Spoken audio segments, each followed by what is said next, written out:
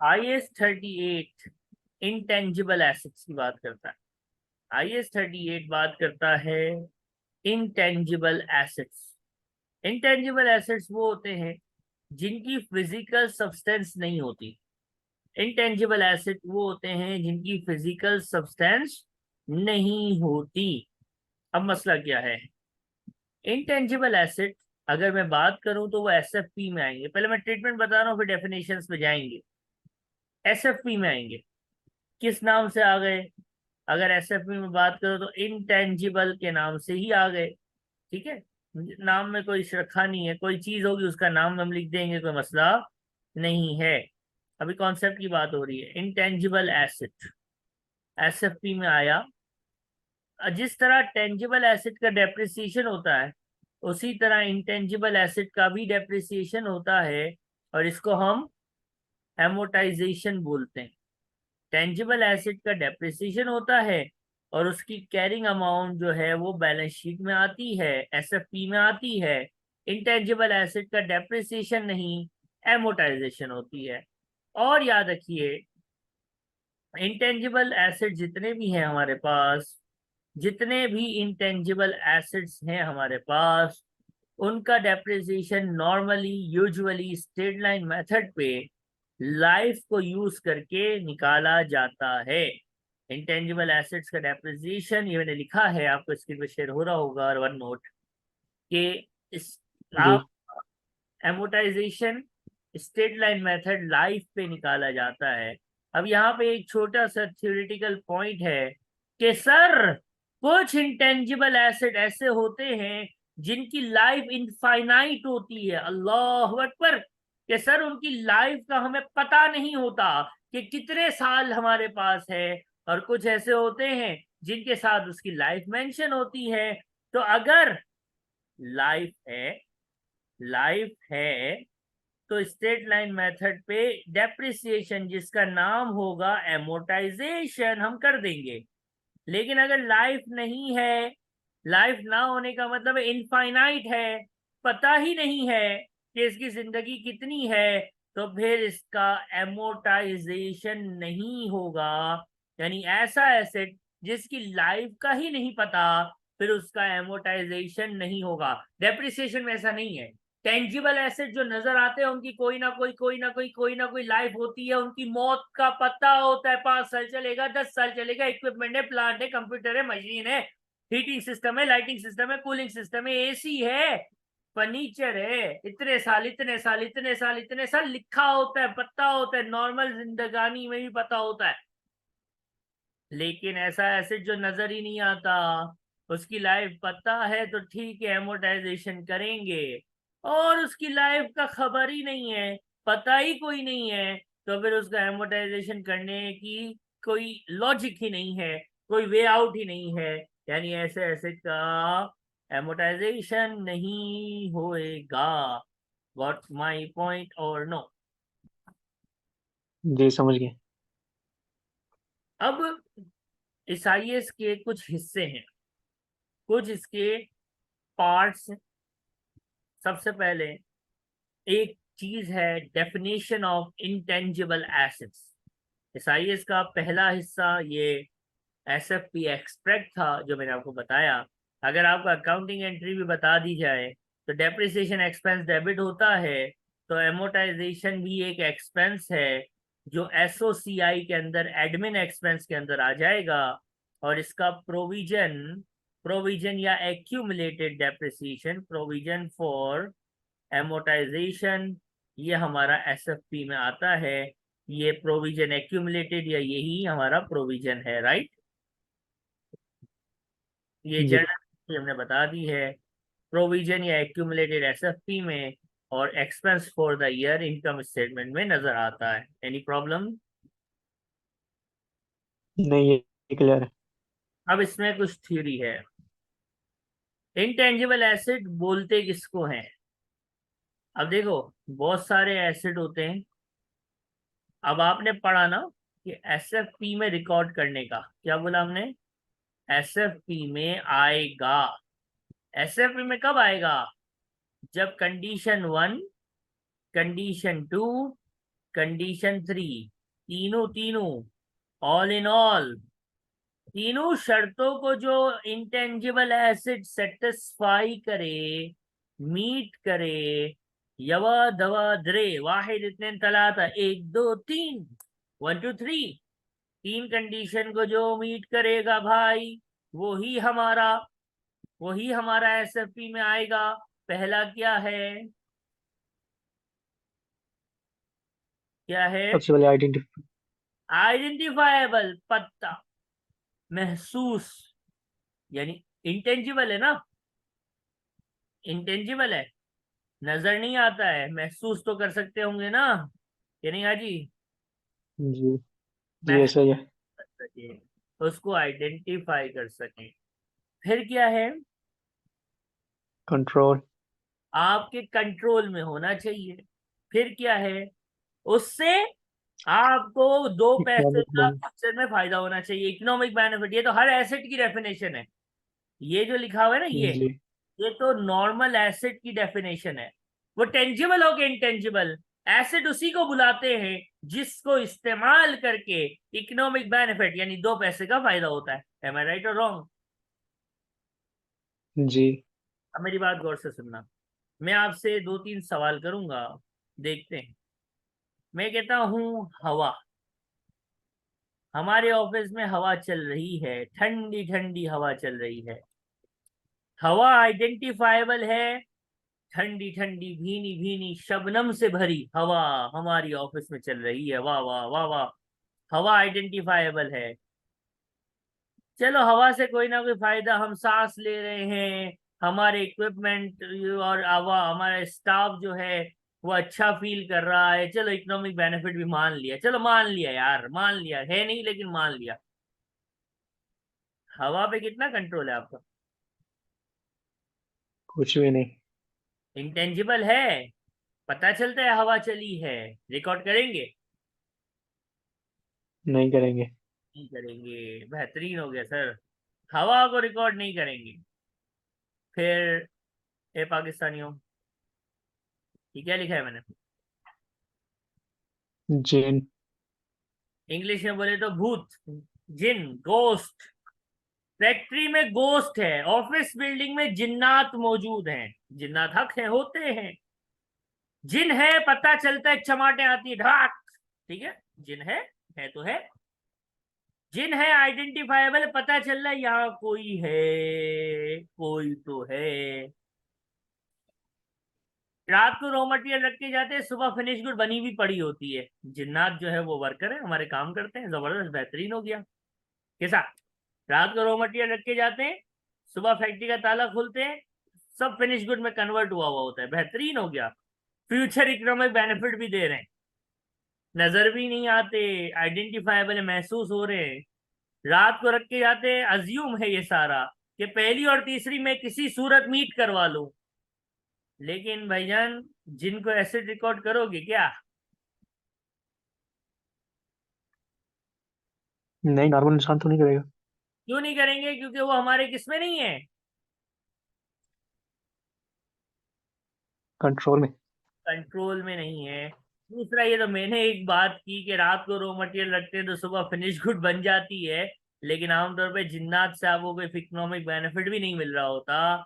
तो सिर्फ condition 1 meet हो रही है, 2 और 3 मीट नहीं हो रही। फैक्ट्री में जिन है, जिन is an intangible item, identifiable है, लेकिन कोई फायदा नहीं दे रहा नॉर्मल सिनेरियो में, और हमारे कंट्रोल में भी नहीं है, इसलिए जिन साहब जो है हमारा इंटेंजिबल एसेट नहीं होगा। करेक्ट और रॉन्ग? जी ऐसा ही है। अब गोरा सर ये जिन्नात बिन्नात थोड़ी देगा पेपर के अंदर, तो गोरा पता है क्या देगा? गोरा आपको एक नई चीज देगा, यानी आपका एसीसी का एग्जामिनर, वो बोलेगा भाई एम्प्लॉई, एम्प्लॉई बड़ा मशहूर है, यू आर माई एसेट। सेठ जो है ना वो टोपिया कराने के लिए एम्प्लॉइज को यही बोलते हैं, you are my asset brother. और जब कोविड आता है तो सबसे पहले आपकी सैलरी काट लेते हैं, और जब मसला होता है तो सबसे पहले आपको ही लात मार के निकाल देते हैं, ऐसा ही होता है ना? नहीं, ऐसा ही होता है बिल्कुल। ऐसा ही होता है, दुनिया है। बेवफा दुनिया है। तो एम्प्लॉय को बहुत बोला जाता है, you are my asset brother, you are my asset, your pocket and my pocket is same. ऐसे हमारा दुबई के अंदर जो अरब सेठ होते हैं, लोकल सेठ होते हैं, वो इस तरह की बातें बहुत करते हैं। पाकिस्तान में भी एक ट्रेंड है, यू आर माई एसिड। तो क्या इसको बैलेंस शीट में रिकॉर्ड करेंगे, एसएफबी में रिकॉर्ड करेंगे? नहीं। सर आइडेंटिफाइबल जरूर है। एम्प्लॉय मेहनत करता है जिसकी हम खाते हैं, कमा के देता है ना। जी। लेकिन लेकिन सर वो जब चाहे बोल सकता है, sir I am going bye bye, अपन रिजाइन कर रहा हूं। करेक्ट और रॉन्ग? जी ये सही है। रिजाइन नहीं भी करे, आपका वफादार है तो दुनिया तो छोड़ देगा ना भाई, इंतकाल करेगा दारे फानी से दारे आखिरत की तरफ, कब्र में चला गया। तो काय का आपने कंट्रोल किया उसको? एम्प्लॉय जॉब छोड़ के चला जाए, एम्प्लॉय जो है वो दुनिया छोड़ के चला जाए, आपके कंट्रोल में थोड़ी है। तो employee is not an intangible asset.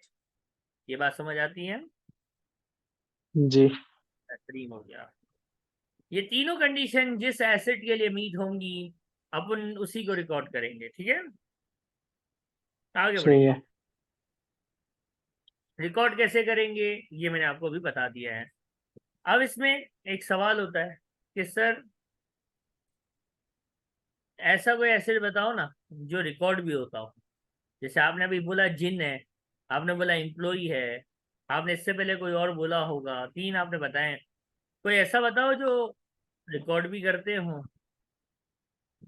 अगर हमने परचेज करा लाइसेंस, लाइसेंस आइडेंटिफाइबल है, हमारा लाइसेंस हमारा कंट्रोल, और लाइसेंस इस्तेमाल करके मैं दवाइयां बनाऊंगा, पाकिस्तान में पेनाडोल बनाऊंगा, पाकिस्तान में पेप्सी बनाऊंगा, पाकिस्तान में पाकोला बनाऊंगा, पेटेंट लेके मैं एक दूसरी बाहर की कंपनी का जो है वो जिंगर बर्गर पाकिस्तान में बेचूंगा, दूसरी कंपनी के ब्रांड नेम खरीदूंगा और उसके ब्रांड से प्रोडक्ट बेचूंगा, कमाऊंगा, और वो ब्रांड मेरा है, मेरे कंट्रोल में है। तो ये क्या हुआ? परचेज्ड इंटेंजिबल एसेट हुआ, जो तीनों कंडीशन को मीट कर रहा है। इसलिए इसको क्या कर लेना चाहिए, अच्छे बच्चों की तरह रिकॉर्ड कर लेना चाहिए। रिकॉर्ड। चलिए, जबरदस्त हो गया। आगे बढ़ो। इंटेंजिबल एसेट रिकॉर्ड करने के लिए भी वही दो मॉडल्स हैं जो IS-16 के हैं, और IS-16 की तरह ही होता है, बस इसमें रिड्यूसिंग बैलेंस मेथड नहीं है, स्ट्रेट लाइन मेथड है। कॉस्ट मॉडल, आप कॉस्ट पे रहते हैं, हर साल एमोटाइज करते रहते हैं, और जब बिकता है तो गेन या लॉस आ जाता है। रिवैल्यूएशन मॉडल, क्या आप हर साल डेप्रिसिएशन के बाद रिवैल्यू कर लेते हैं, OCI के अंदर इसका सरप्लस या डेफिसिट ले जाते हैं। रिवैल्यूएशन साल के शुरू में भी की जा सकती है, साल के आखिरी दिन भी की जा सकती है, बड़ी डिटेल के अंदर IS-16 में हमने इसको देखा हुआ है, राइट? 100% similar, no. जी।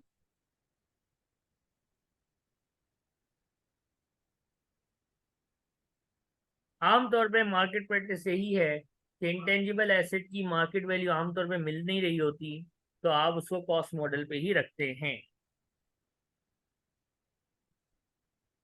अब ये लाइफ हो तो क्या होगा, लाइफ ना पता हो तो क्या होगा, ये मैंने आज की क्लास के स्टार्ट पे ही फरमाया था। रिवैल्यूएशन मॉडल, वही बात जो हमने अभी बात की है। अब आते हैं एक इम्पॉर्टेंट टॉपिक के ऊपर, इंटरनली जनरेटेड इंटेंजिबल एसेट। एक होता है परचेज इंटेंजिबल एसेट। ये मतलब इंटेंजिबल, कि मैंने लाइसेंस खरीदा, मैंने किसी कंपनी में गुडविल खरीदी, मैंने कोई ब्रांड खरीदा। अगर ये मैंने खरीदा है ना, तो ये तो मेरा इंटेंजिबल एसेट है, टिक टिक टिक, ओके है। लेकिन इंटरनली जनरेटेड क्या होता है? आसान जबान में बोलूं, आसान जबान में होशियारी। क्या? होशियारी। फॉर एग्जाम्पल, आपका नाम है दानियाल, और आपका एक बहुत बड़ा ब्रांड चल रहा है डी डॉट। क्या चल रहा है भाई?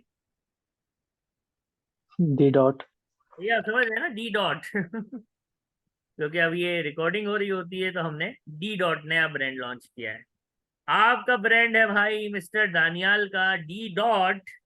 और दानियाल भाई कपड़े, परफ्यूम, इत्र लगाए लगे पड़े माशाल्लाह। ठीक है।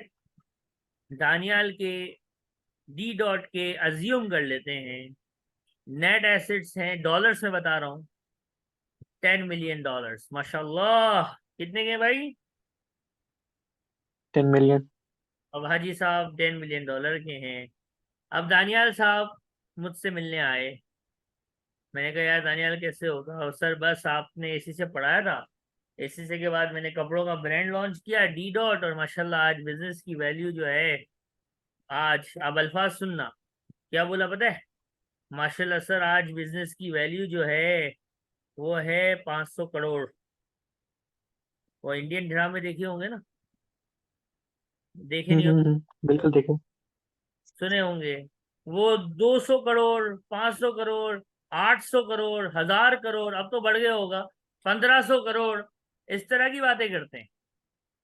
और मजेदार बात क्या होती है, जब वो बैंकरप्ट होता है तो उसका घर वगैरह सब कुछ छिन जाता है। मेरा टेक्निकल क्वेश्चन ये है इंडियन ड्रामा बनाने वालों से, क्या ये मुझे बताओ अल्लाह के बंदो कि एक बंदा 1500 करोड़, 500 करोड़ का बिजनेस कर रहा है, अमिताभ बच्चन की 8 फैक्ट्रियां हैं, 1000 करोड़ का बिजनेस है, 5000 लोग उसके पास काम करते हैं, उसकी कंपनी बैंकरप्ट होती है तो उसका घर भी चला जाता है, उसकी घड़ी भी उतार लेता है बैंक वाला। ये कौन सी एलएलसी है? ये क्या सोल ट्रेडर में 1500 करोड़ का कारोबार हो रहा था?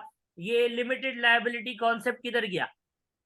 तो ड्रामे वाले कहते अरे सर आपने पढ़ाया नहीं था, वरना हम सेपरेट लीगल एंटिटी का कॉन्सेप्ट अप्लाई करते। ठीक है, तो खैर ये सारी इस तरह की ये टेक्निकल सवालात मूवीज देखो तब भी आपके जहन में आना चाहिए। ये आईएएस के खिलाफ है, ये लॉ के खिलाफ है, ये लीगल पर्सनालिटी के खिलाफ है। सही है। अब इतने बड़े बड़े बिजनेस जी। और ऑनर की घड़ी भी उतार लेते हैं। 1500 करोड़ का कारोबार डूब गया, अरे तो क्या लीगल एंटिटी नहीं था, लिमिटेड नहीं था क्या? सोल ट्रेडर चला रहा था तो 1500 करोड़ में दिमाग खराब हो गया है। तो ऐसा होता है। अब यही आपने भी हरकत की। रियल में नेट एसेट कितने हैं येलो कलर से लिखा है, 10 मिलियन। आपने बस भरम मारा मुझे। क्या भरम मारा? 500 मिलियन बताया आप। 500 मिलियन बताया। अब वो जबरदस्त, मेरे बिजनेस की वैल्यू है सर 500 मिलियन। इसका मतलब गुडविल कितनी हो गई? गुडविल टोटल मिला के 510। कितनी हो गई? 490 मिलियन हो गई ना? अच्छा जी, ठीक। The difference between the market value and the net assets is goodwill या ब्रांड वैल्यू। सवाल ये है, हमने आईएएस से पूछा, आईएएस ये दानियाल भाई ने भरम मारा है, तो क्या इसको 490 मिलियन गुडविल रिकॉर्ड कर लूं? आईएएस ने बोला भाईजान अगर परचेज है ना, परचेज के 10 मिलियन की चीज को अगर सर फैजान आप जाके 500 मिलियन में खरीदते हो, then you are allowed to record 490 million as a brand value. लेकिन ये भरमबाजी, ये शोबाजी, ये रिकॉर्ड नहीं कर सकते, क्योंकि इसके अगेंस्ट कोई कंसिडरेशन नहीं है, इसके अगेंस्ट कोई पैसा नहीं मिला, इसने खाली बोला है मेरा बिजनेस 10 मिलियन के एसेट्स हैं, लेकिन इसकी वैल्यू 500 मिलियन है। तो 490 मिलियन की गुडविल या ब्रांड वैल्यू आप रिकॉर्ड नहीं करेंगे। हाँ, 10 मिलियन के एसेट हैं और डी डॉट है, इतना बड़ा पाकिस्तान का ब्रांड है डी डॉट, और उसको कोई खरीद लेता है 500 मिलियन में, तो ओके, देन इज अलाउड कि अब आप 490 मिलियन की गुडविल एसएफपी में दिखा दें। लेकिन सिर्फ बोला बोली, सिर्फ बोल बच्चन, सिर्फ बातें, सिर्फ डेढ़ होशियारी इज कॉल्ड इंटरनली जनरेटेड। आपने खुद ही अपना एसेट जनरेट किया है, इसको रिकॉर्ड करने की कोई इजाजत नहीं है जब तक नहीं। आप क्या नहीं खले लेते, कंसिडरेशन यानी पैसा लेके उसको बेच बाच नहीं देते। ये है आपके पास छोटा सा टॉपिक। इसके अंदर था इंटरनली जनरेटेड एसिड और उनका ट्रीटमेंट। कोई तकलीफ?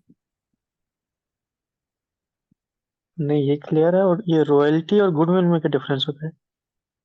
रॉयल्टी में फर्क होता है। रॉयल्टी एक एक्सपेंस होता है, वो एक एसिड नहीं होता। मैं उस पर आऊंगा, आपको बता देता हूँ, ठीक है। तो इसे आईएएस का हिस्सा नहीं है।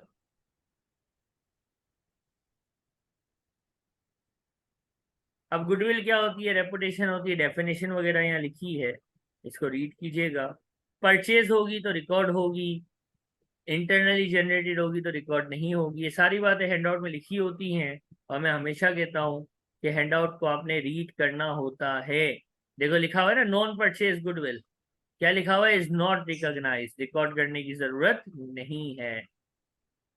ये आईएएस का एक पोर्शन खत्म हो गया। ये आईएएस 38 का पहला पोर्शन जो है वो खत्म हो गया, जिसमें इंटेंजिबल एसेट, इसकी डेफिनेशन और इंटरनली जनरेटेड को रिकॉर्ड करते हैं।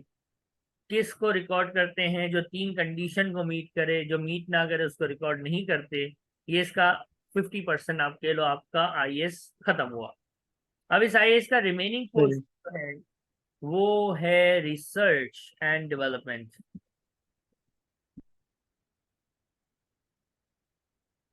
जब आप किट खोलोगे तो आपको रिसर्च एंड डेवलपमेंट के ही क्वेश्चंस मिलेंगे।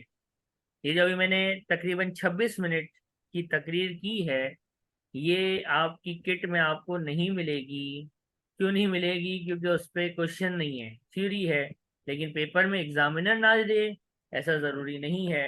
एग्जामिनर के पास तो पूरा आईएएस है ना, कोर्स है, उसकी मर्जी है वो थ्योरी पे क्वेश्चन दे दे। अब आ गया रिसर्च एंड डेवलपमेंट। सबसे पहले समझते हैं what is research, what is development, ठीक है। और इसकी अभी किट भी जी बता देंगे के प्लान। रिसर्च क्या है? ऑब्टेनिंग न्यू नॉलेज, नवी नवी, न्यू न्यू, नवा, न्यू न्यू न्यू। कोई भी चीज जो दुनिया में नहीं है, आप इजाद करो, इन्वेंट करना हो या रिसर्च करो। कोई प्रोसेस जो दुनिया में नहीं है वो इजाद करो, इन्वेंट करो, ये रिसर्च है। For example, the best example of this recent time is Covid. Covid आया, उसकी मेडिसिन दुनिया में मौजूद, नहीं थी। फाइजर हो गई, पता नहीं कितनी कंपनीज थी, सब लग गई, दुनिया की सारी बड़ी कंपनीज लग गई। 6-8 कंपनीज ही रिसर्च को सक्सेसफुली कर पाई थी। लेकिन रिसर्च की कितनी कंपनीज ने थी? तकरीबन हर बड़ी फार्मास्यूटिकल कंपनी चाह रही थी कि ये वैक्सीन हम बना लें। करेक्ट और रॉन्ग? जी ऐसा ही था। की कितनों की, ये एक अलग टॉपिक है। बनाने कितने लगे थे? सभी लग गए थे। तो ये है research. Research is, research is obtaining a new knowledge, new process, new idea, new formula. That is called research. That is called research. Research is something new, जदीद जदीद जदीद, नई नई नई। करेक्ट और रॉन्ग? इसकी एक एग्जांपल ये है, जी एडिसन ने आई गेस बल्ब बनाया था। एडिसन ने बल्ब बनाया था, आई गेस सो। अभी हम अकाउंटिंग और जी जी टैक्स पढ़ा के ऐसे हो गए कि अकाउंटिंग और टैक्स ही सही याद है, वो साइंस की बातें जो 8 क्लास में पढ़ी थी वो हम भूल चुके हैं। जैसे बच्चों से पूछ लेता, भाई एडिसन नहीं बनाया था ना? तो एडिसन चाचा ने बल्ब बनाया था, बल्ब बनाया था, बल्ब। और जब हम छोटे थे, आप लोग भी छोटे ही थे क्योंकि हमारी एज में से 5 से 10 साल का फर्क होता है, तो वो पीले कलर का बल्ब आता था, 100 वाट का, 100 वाट्स का बल्ब, येलो कलर का। अभी भी आपको कहीं ना कहीं जी लगा। लेकिन रिसर्च हुई और सेवर्स आए थे, सेवर्स, एनर्जी सेवर्स, कुछ गोल गोल जैसे जिलेबी की तरह।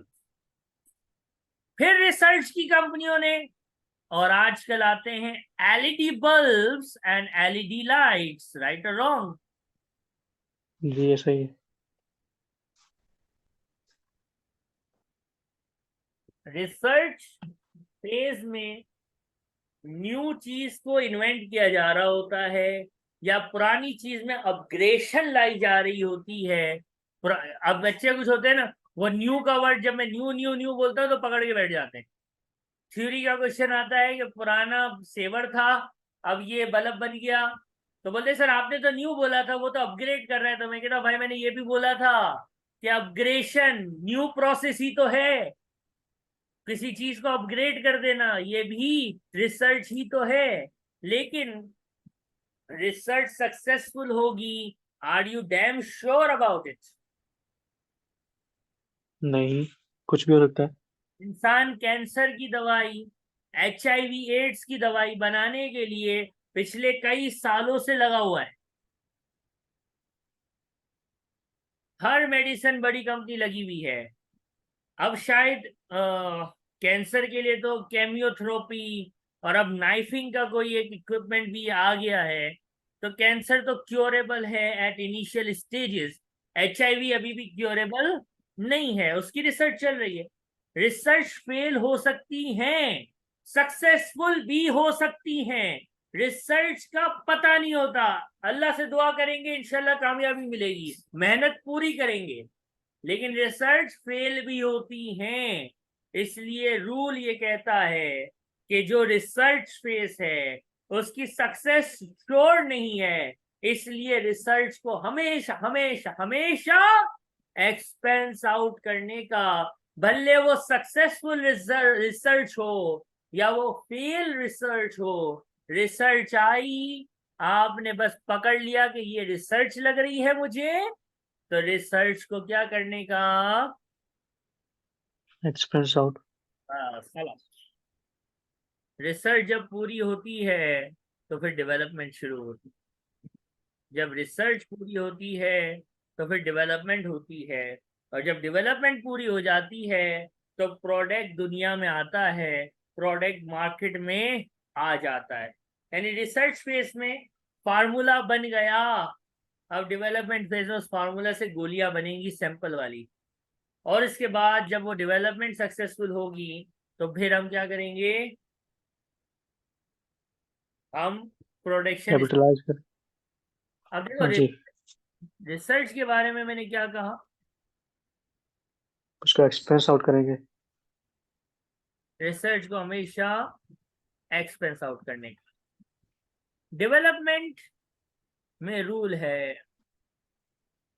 कि कुछ कंडीशंस हैं, सारी की सारी सारी की सारी कंडीशंस अभी पढ़ेंगे। अगर सब की सब कंडीशन यस हो जाएं या एक भी नो हो जाए, अगर कंडीशन में एक भी नो हो जाए तो डेवलपमेंट को भी एक्सपेंस आउट कर देंगे लाइक रिसर्च। लेकिन अगर सब की सब सारी की सारी कंडीशंस डेवलपमेंट की मीट हो जाएं तो फिर इसको कैपिटलाइज करेंगे। इसलिए ये IAS 38 का पार्ट है, कैपिटलाइज एज इंटेंजिबल एसेट। इसको आप इंटेंजिबल एसेट बनाएंगे अगर सारी की सारी कंडीशंस मीट हो जाए और लाइफ गिवन हो, तो इसको फर्दर एमोटाइज भी करेंगे जैसे कि हमें पता है। तो अभी तक क्या बात हुई? रिसर्च एक्सपेंस आउट है, डेवलपमेंट में कंडीशंस को देखना है, यहाँ तो कोई तकलीफ? नहीं, क्लियर है। अब कैपिटलाइज की कंडीशंस ये लिखी हुई है, ये हेडिंग है ना, recognise as an intangible asset and only if an entity can demonstrate all of the following. बड़ी मुश्किल इंग्लिश है, IAS की इंग्लिश है। अब ये जो 6 कंडीशन है ना, इसको मैं एक उर्दू के सेंटेंस में कोशिश करूंगा बोलूंगा, आप याद कर लेना। मेरी डेवलपमेंट जो मैं करने जा रहा हूं, ठीक है, उस पे लगने जी। वाले खर्चे और उससे होने वाले फायदे का मुझे मालूम होगा, और उसको मैं पूरा करने की नीयत रखता हूंगा। यानी नीयत करता हूं मैं, क्या बोल रहा हूं मैं? नियत करता हूं मैं कि इस डेवलपमेंट को पूरा करूंगा, नियत करता हूं मैं इस डेवलपमेंट को पूरा करूंगा और इससे मुझे फायदा होने की उम्मीद है। फायदे का मतलब ये नहीं है कि प्रॉफिट हो जाए, फायदे का मतलब ये भी है कि मेरी कॉस्ट कट हो जाए। ठीक है, मेरा खर्चा कम होना ये भी फायदा है। मैंने प्रॉफिट का वर्ड यूज नहीं किया है, मैंने बेनिफिशियल का वर्ड यूज किया है, यानी फायदा। हमारी कौम फायदे को प्रॉफिट समझती है। भाई लॉस में कमी हो जाना इज अ फायदा, कॉस्ट में कमी हो जाना इज अ फायदा, एसेट की लाइफ बढ़ जाना इज अ फायदा। तो डेवलपमेंट से फायदा होगा। नियत करता हूं मैं इस डेवलपमेंट को पूरा करूंगा और इससे मुझे फायदा होने की उम्मीद है और मेरी जेब में इतनी ताकत है कि मैं इस डेवलपमेंट को पूरा कर सकूंगा, यानी I do have resources to complete it. Correct me if I am wrong. जी ये सही है। सेंटेंस लास्ट बार बोल रहा हूं, गौर से सुनना। नियत करता हूं मैं कि इस रिसर्च को, सॉरी इस डेवलपमेंट को पूरा करूंगा, इससे मुझे फायदा होगा और मेरी जेब में इतनी ताकत है कि मैं इसको पूरा कर लूंगा। और कितना इस पे पैसा लगेगा, कितना इससे फायदा होगा, ये अमाउंट्स मुझे रिलायबली मेजरेबल हैं, यानी ये नंबर्स का मुझे आइडिया है, हवा में नहीं फेंक रहा। राइट और रॉन्ग?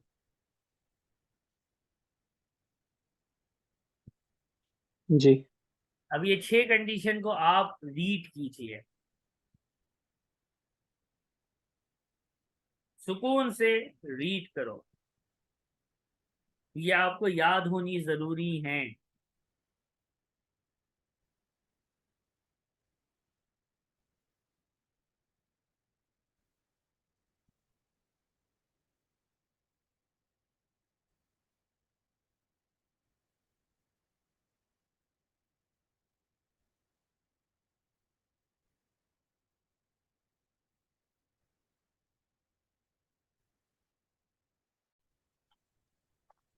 इसको दिमाग में अच्छी तरह से बिठाने के बाद हम अब इसे क्वेश्चंस और रिवीजन किट की तरफ बढ़ रहे हैं। ये आईएएस थियोरिटिकली एंड हो चुका है, अब हमने क्वेश्चंस खत्म करने हैं। ठीक है, अब हमारे पास एक जी। नजर आ रहा है, अ, आपने रीड करना है पहले, पहला पार्ट पढ़िएगा जरा।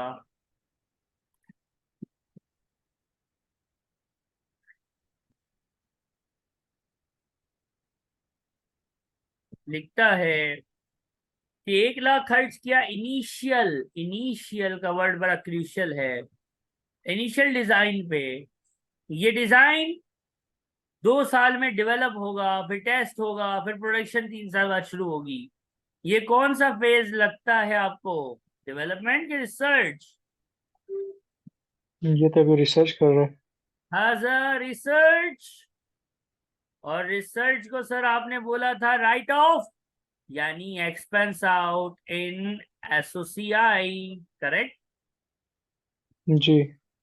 फिर अगला है 5 lakh spending on a testing, testing research के बाद ही होती है, तो ये डेवलपमेंट नजर आ गया कि ये डेवलपमेंट स्टेज है, ये डेवलपमेंट स्टेज है। लेकिन डेवलपमेंट का मतलब कैपिटलाइज थोड़ी है, डेवलपमेंट का मतलब कंडीशंस को मीट करना है। कंडीशंस हाँ कि ना, पढ़ना जरा। बेनिफिट तो वो दे रही है और देखता कंप्लीट भी हो जाएगी चीजें। हूं मैं अपने अल्फाज बोल रहा हूँ, नियत करता हूं मैं कि मैं इस काम को पूरा करूंगा। दिख रहा है कि मैं मेहनत कर रहा हूँ भाई, सिस्टम प्रोडक्शन तक लेके जा रहा हूँ, इसका मतलब नियत तो है, काम पूरा करने की नियत तो है। चलो भाई, पहली हो गई। दूसरा, इससे मुझे प्रॉफिट होगा, सॉरी प्रॉफिट नहीं, गलत वर्ड, इससे मुझे फायदा होगा। क्या फायदा होगा? लिखा हुआ है ना, रिड्यूस दी कॉस्ट। आहा, नियत करता हूं मैं इस काम को पूरा करूंगा, इससे मुझे फायदा होगा। मैं कितना खर्च करूंगा, कितना कमाऊंगा, ये रिलायबली मेजरेबल है, तभी तो ये आगे बढ़ रहा है। देखो अमाउंट लिखी हुई है ना, इतना खर्च करूंगा, अमाउंट पता है, रिलायबली मेजरेबल है। तो ये सारी की सारी कंडीशंस जो अभी आपने देखी हैं, नियत करता हूं मैं वाली, जिसको अभी आपने पढ़ा भी था, पांचों, ये पांचों आपको सेटिस्फाई होती हुई नजर आती हैं। जी इकोनॉमिक बिल्कुल। यानी फायदा होगा, पूरा करने की नीयत है। कॉस्ट और प्रॉफिट, कॉस्ट रिलायबली मेजरेबल है, प्रोजेक्ट फिजिबल भी है, और फायदा हो रहा है, सारी कंडीशन मीट हो रही हैं। तो हम बोलेंगे कि इसका आंसर ये है कि इस एसेट को कैपिटलाइज कर लेना चाहिए। करेक्ट और रॉन्ग? जी ऐसा ही है। उसके बाद एक अदद और क्वेश्चन है हमारे पास, ये भी हैंडआउट में मौजूद है। आपने बताना है कि इनका ट्रीटमेंट क्या है। पहला क्या है?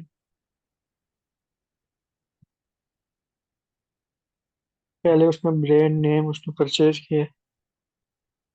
ब्रांड नेम खुद से होशियारी करो तो नहीं रिकॉर्ड करते, लेकिन इसने क्या किया है, परचेज किया है, तो उसने ये तो कैपिटलाइज होगा ना। ये एक इंटेंजिबल एसेट है। किस अमाउंट पे शो होगा? मैंने कहा था कि इंटेंजिबल एसेट कॉस्ट पे ही नॉर्मली रिकॉर्ड होते हैं। सिर्फ वो इंटेंजिबल एसेट जिनकी एक्टिव मार्केट अवेलेबल हो, वो रिवैल्यूएशन पे जाते हैं। इनिशियली तो कॉस्ट पे ही रिकॉर्ड होते हैं। राइट और रॉन्ग? जी सही है। 2 लाख आंसर हो गया इसका। अगर इसकी आइडेंटिफाइबल लाइफ दी होती तो मैं डेप्रिसिएशन भी बताता, यानी अमोर्टाइजेशन भी बताता, लेकिन नहीं थी। फिर क्या है?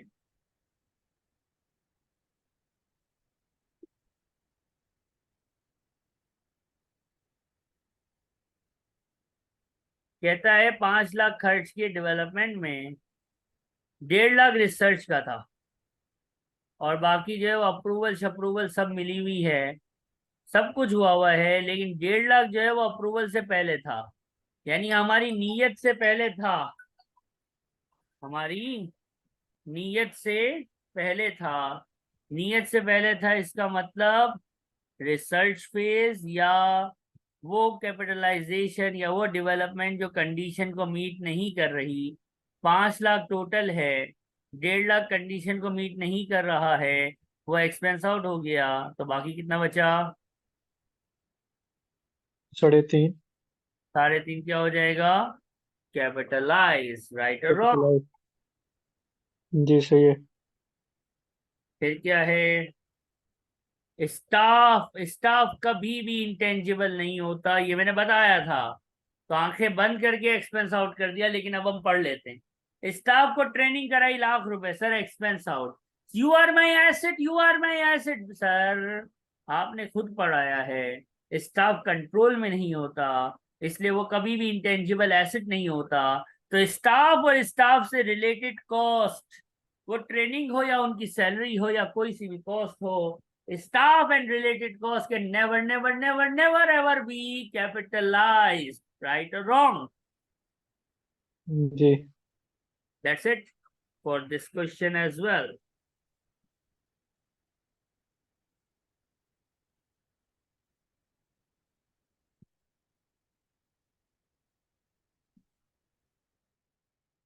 अब हम आगे बढ़ेंगे।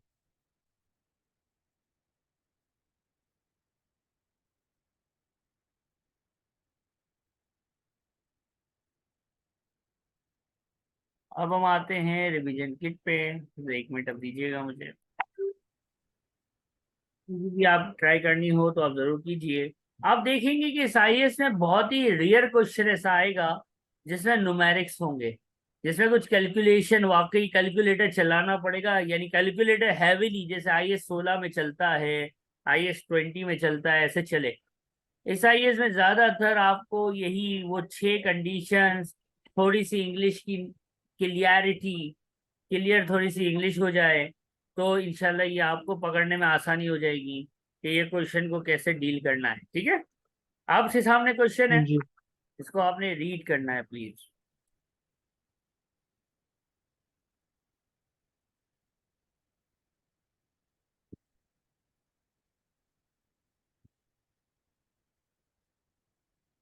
पूछने वाले ने पूछा क्या भाई?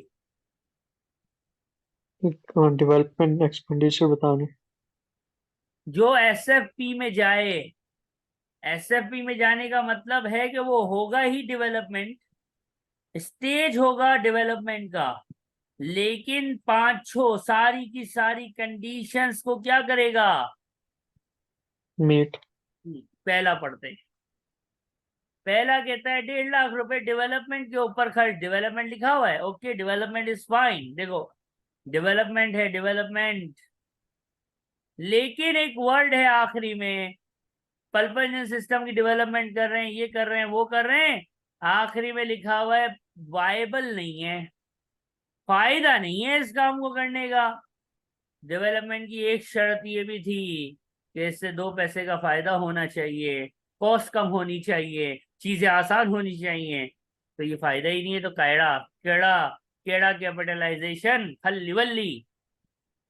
दूसरा, 50,000 की पेमेंट की है ताकि वो रिसर्च करे। हाँ जी, research, research is a expense out item, खलास खल्ली वल्ली।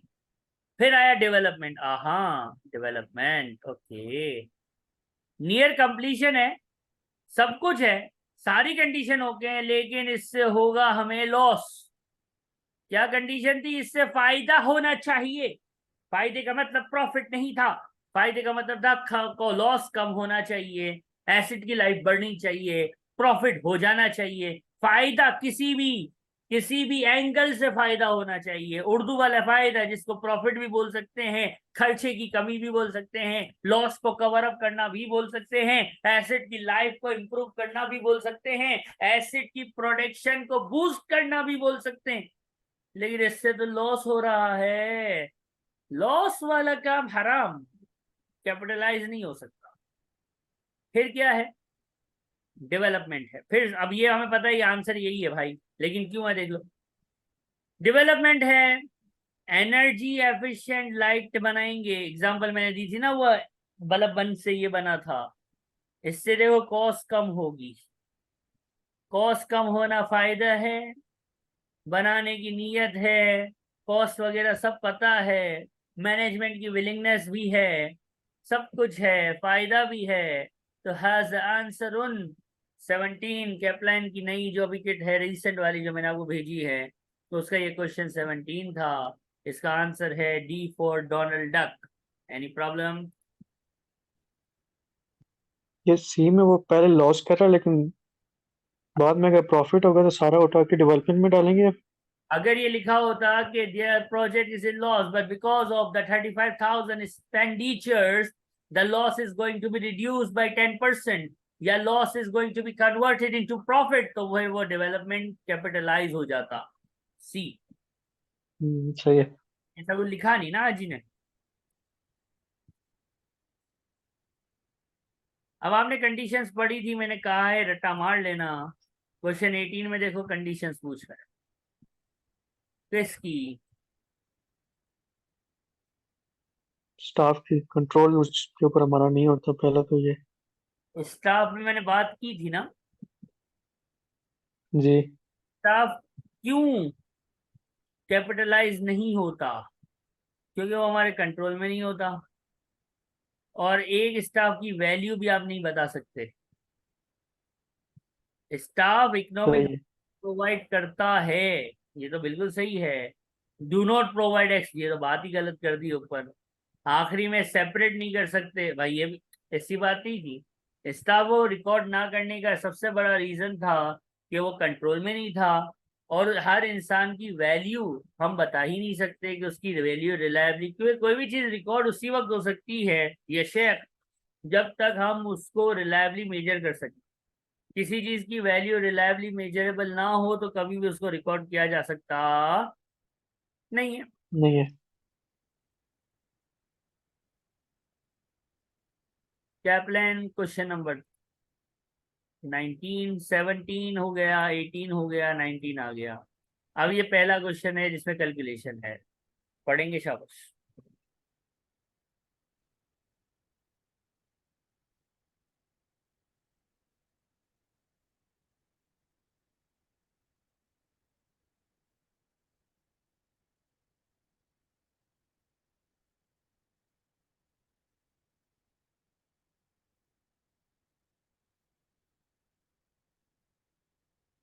ठीक है।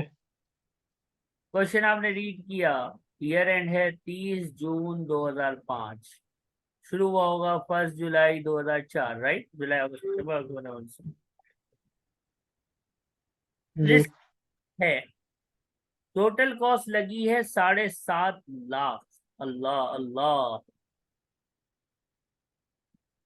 ठीक है, पूरे साल की कॉस्ट है। अप्रैल 2005 तक की कॉस्ट है। ठीक है, सही अप्रैल है। 5 तक की कॉस्ट है। बेहतरीन हो गया।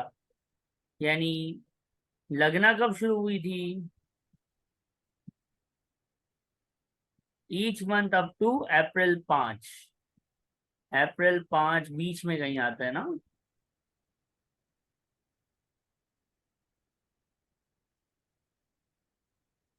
कितने महीने हैं ये? गिनना जरा उंगलियों पे। जुलाई, अगस्त, सितंबर, अक्टूबर, नवंबर, दिसंबर, जनवरी, फरवरी, मार्च, अप्रैल। 10। सर 10 महीने में अपना खर्चा है कितना? 7.5 lakh. The project was completed and produced by the project went on sale on this date. Completion कब हुआ है? कंप्लीट तो 30 अप्रैल को नहीं हुआ। कंप्लीट नहीं, वो सॉरी, प्रोडक्शन कब शुरू हुई है? प्रोडक्शन 31। 30 क्या? क्या काम? 31 मई। 31 मई। 31 मई 2005 को प्रोडक्शन स्टार्ट हो गई। यानी हमारे ईयर में सिर्फ कितने महीने?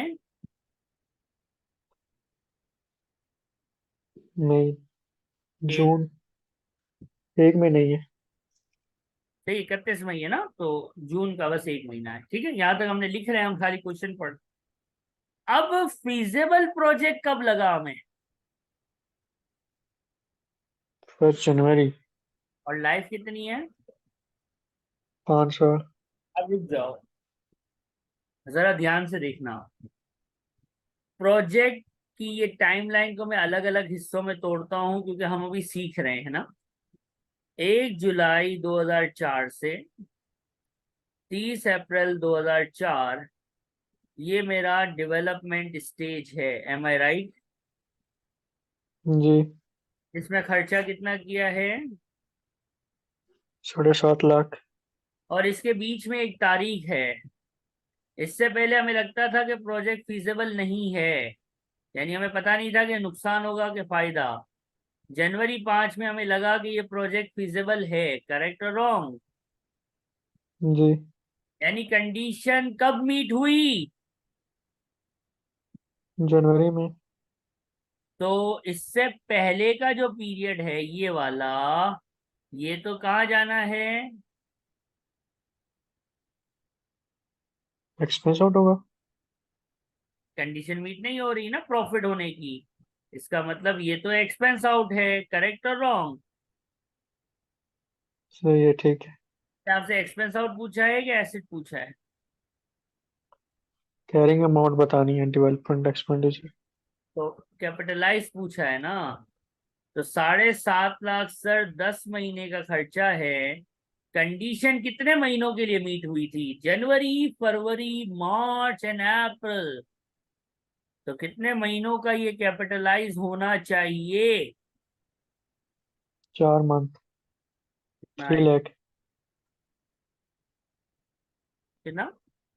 3 लाख। 3 लाख। ये आ गया टू बी कैपिटलाइज। कैपिटल है। लाइफ वगैरह दी हुई है तो इसकी क्या होगी, amortization। और क्या आ जाएगी, कैरिंग अमाउंट। सवाल ये है कि एमोटाइजेशन कैसे होगी। तो मैं आपसे कुछ बताऊंगा। डेप्रिसिएशन का एक रूल है। डेप्रिशिएट उस वक्त होता है जब एसिड यूज हो रहा होता है। अगर एसिड बंद पड़ा हो, इस्तेमाल में ना हो, तो हम उसको डेप्रिशिएट नहीं करते, राइट। जी उसे ही है। हाल एमोटाइजेशन है। बच्चे। डेवलपमेंट फेज में चीज आ गई, डेवलपमेंट फेज में आ गई। सिर्फ इसका प्रोडक्शन फेज, यानी जब इस पे काम होना शुरू हुआ है, वो ही एमोटाइजेशन होती है। ये लिख लेना। आमतौर पे बच्चे गलती करते हैं। क्या गलती करते हैं, 4 महीने की मैंने एमोटाइजेशन करवाई, ये तो सबको समझ आ जाती है। वो 4 महीने की एमोटाइजेशन भी निकाल देते हैं। भाई किसकी शादी है। डेप्रिसिएशन एमोटाइजेशन का भाई है, दोनों के रूल सेम है। दोनों जो है वो पीरियड ऑफ वर्क पे होते हैं। तो प्रोडक्शन कितने महीने हुई है खाली, 1 मंथ। लाइफ कितनी है, 5 साल। तो 1/12 करो ना। डिवाइड बाय 5 किया तो 1 साल का आ गया। 1 महीने की एमोटाइज कर दो। यानी सर जिस तरह से डेप्रिसिएशन का रूल आप बताते हैं कि डेप्रिसिएशन हमेशा पीरियड ऑफ यूज के लिए होता है, तो डेप्रिसिएशन की बहन जो है एमोटाइजेशन, वो भी पीरियड ऑफ प्रोडक्शन के लिए होती है, पीरियड ऑफ कैपिटलाइजेशन के लिए नहीं होती।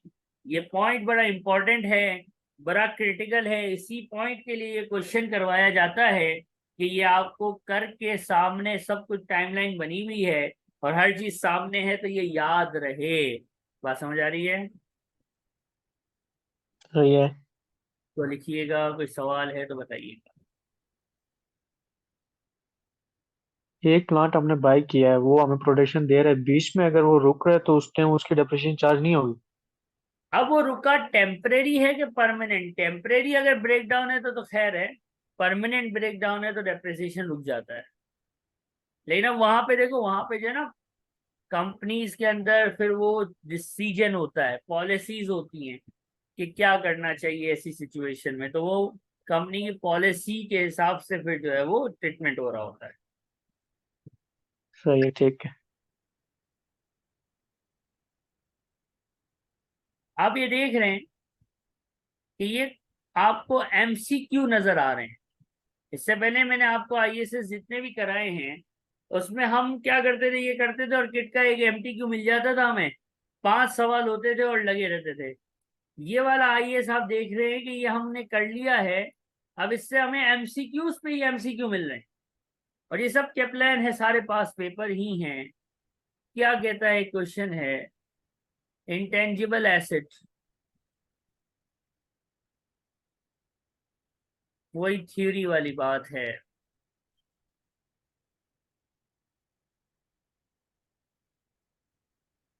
अब इसके अंदर एक चीज है कंसोलिडेशन की, ठीक है। तो हम इसको जी। छोड़ देते हैं कि अभी हमने कंसोलिडेशन पढ़ा नहीं। जब कंसोलिडेशन पढ़ लेंगे, IFRS 3 एंड IFRS 10, तो फिर हम इसको भी करने के काबिल हो जाएंगे। अभी हम उतना ही करेंगे जो इंडिविजुअल फाइनल अकाउंट से ये परटेन कर रहा है।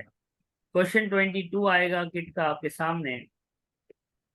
इसको जरा रीड कीजिएगा और ट्राई करें कि इसका आंसर आप मुझे बता सकें।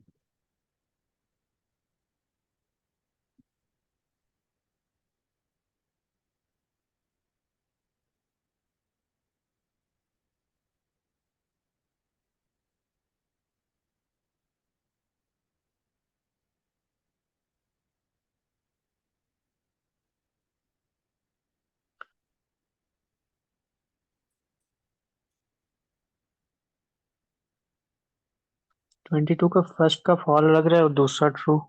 बिल्कुल सही। First is false and the second one is true. माशाल्लाह, वेरी गुड, यानी समझ आया है।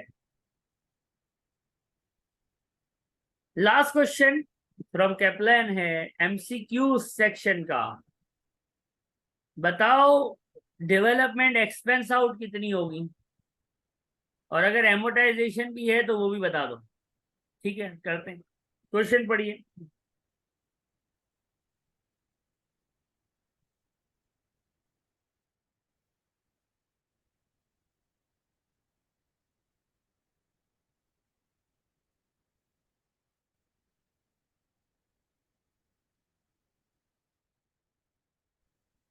जी ठीक है। ईयर एंड बनाएंगे। क्वेश्चन पढ़ लिया, हमें समझ आ गया है कि बीच में चक्करबाजी हुई है। 1 अक्टूबर 2003 को शुरू हुआ। फार्मास्यूटिकल है, ईयर एंड सितंबर में है, कमेंस करा है ड्रग्स यानी दवाइयां बनाना का काम कब से? 1 साल, जनवरी। साल के बीच में। Drug, when the drug went to immediate production the director became confident the project success on आय हा हा हा हा। ये हमने काम स्टार्ट किया, लेकिन सक्सेसफुल होने का कब पता चला? 1 मार्च को। फायदा बोलता है ना, फायदा, फायदा होगा इस प्रोजेक्ट से, ये कब पता चला है? मार्च। तो कैपिटलाइज ये हिस्सा होगा, और जिसमें यू वर नॉट श्योर कि अपने को कोई फायदा भी होना है तो ये एक्सपेंस आउट होएगा। एम आई राइट और एम आई रॉन्ग सर? जी। जी बिल्कुल ऐसा ही है।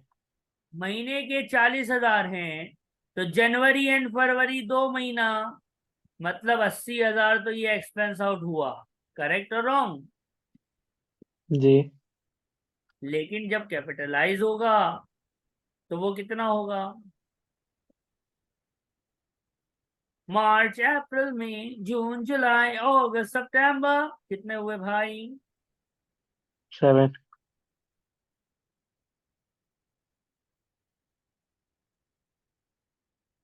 लेकिन एक मिनट, 7 नहीं हुए, सॉरी।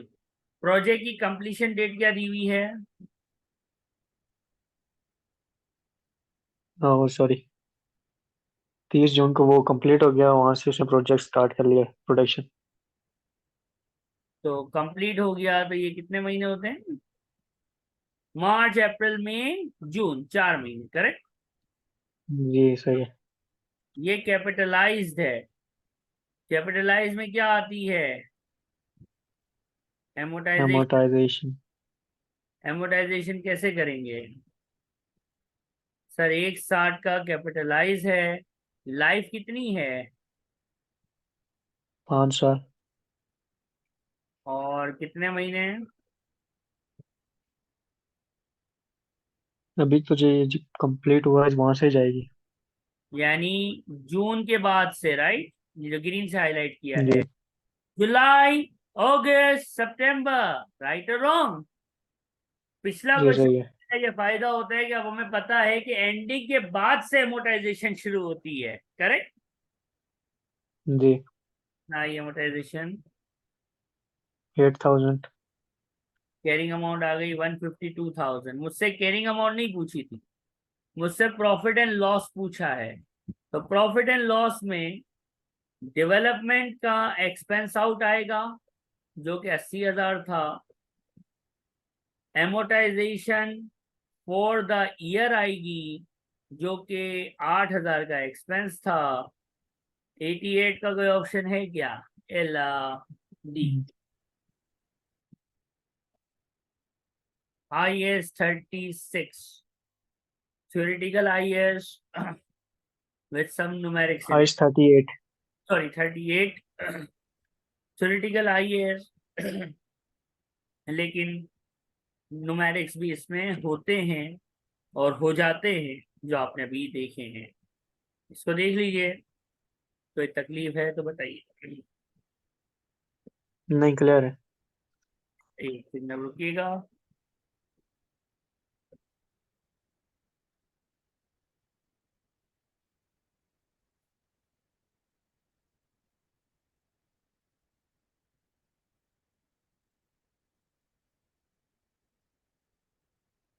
एक क्वेश्चन है कैप्लान का, ये आपका असाइनमेंट है, होमवर्क है, जो समझो वो है। आपके सामने स्क्रीन पे आ रहा होगा, क्योंकि मैंने एमसीक्यू सारे ही करा दिए हैं। MTQ है 241 से 245। Will rock. ठीक है। 3 प्रोजेक्ट है, project 3 to 4, 3 to 5, 3 to 6। Conditions बताओ, ट्रू बताओ, कैलकुलेट करो 3 to 4 का, 3 to 5 और 3 to 6 के बारे में ट्रू फॉल्स बताओ, और इसमें कैपिटलाइज कितना है ये बताओ। ये क्वेश्चन आपने करना है, एक ही है, तो ये लाजमी लाजमी लाजमी सॉल्व कीजिएगा। हमारा आईएएस इंटेंजिबल एसेट का खत्म होता है। और ये ऐसा नहीं है, ये जो F3 है ना, ये उसके अंदर भी है। F3 के बच्चे भी पढ़ते हैं, लेकिन वो जो पढ़ते हैं उसका स्टाइल या उसकी डिफिकल्टी लेवल कुछ और है। आप जो पढ़ते हो, जिसमें न्यूमेरिक्स वगैरह आप कर रहे होते हो, जिसके अंदर थ्योरी पे आप ज्यादा एम्फेसिस करते हो, तो आपका स्टैंडर्ड FR लेवल का ये है जो हमने आज इसको पढ़ा है। तो इसको थोड़ा सा नेक्स्ट क्लास से पहले ही कर लेना। और आप एक काम करो, अभी से ये सेक्शन बी को पकड़ लो, ठीक है, पेज नंबर 69 से ये स्टार्ट है। ये MTQs, इसमें काफी हमने किए हुए भी हैं और कुछ हमने नहीं भी किए होंगे, डेफिनेट है, सारे तो हम नहीं कर पाते होते। तो जो हमने किया वो तो ठीक है, जो नहीं किए वो भी आप इसको स्टार्ट कीजिए। आपको अब पता है कि कौन कौन से IAS हम कर चुके हैं। 16, 20, 23, 40, IFRS 5,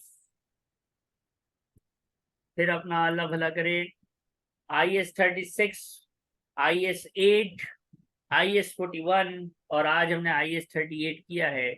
तो ये हमने किए हैं, तो अब वो टाइम है कि आप MTQ स्टार्ट कर सकते हैं और आपको कर देने चाहिए।